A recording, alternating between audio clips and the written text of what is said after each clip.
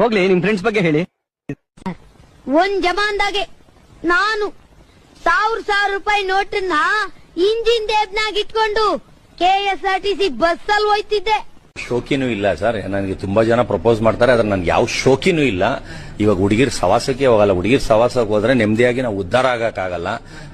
ನೋಡೋಕೆ ಸಿಂಪಲ್ ಆಗಿದ್ದಾರೆ ಅಂತ ಅನ್ಕೋಬೇಡಿ, ತುಂಬಾ ದೊಡ್ಡ ವ್ಯಕ್ತಿ.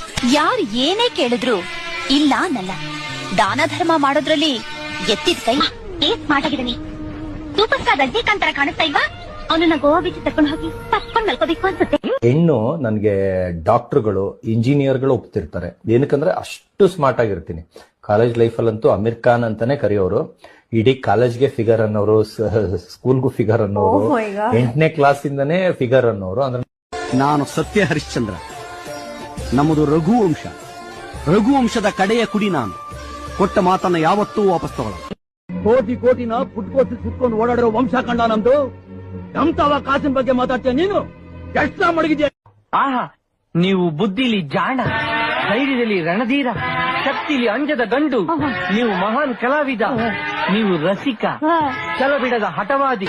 ಇವರು ಸಾಮಾನ್ಯ ಮನೋವೈದ್ಯರಲ್ಲ, ಅಮೆರಿಕಾದಲ್ಲಿ ಓದಿ ಚಿನ್ನದ ಪದಕ ಪಡೆದವರು. ಅಷ್ಟೇ ಅಲ್ಲ, ವಿಶ್ವದಲ್ಲೇ ಪ್ರಖ್ಯಾತರಾದ ಮನೋರೋಗ ತಜ್ಞ ಬ್ರಾಡ್ಲೆ ಅವರ ಮೊದಲನೇ ಶಿಷ್ಯ.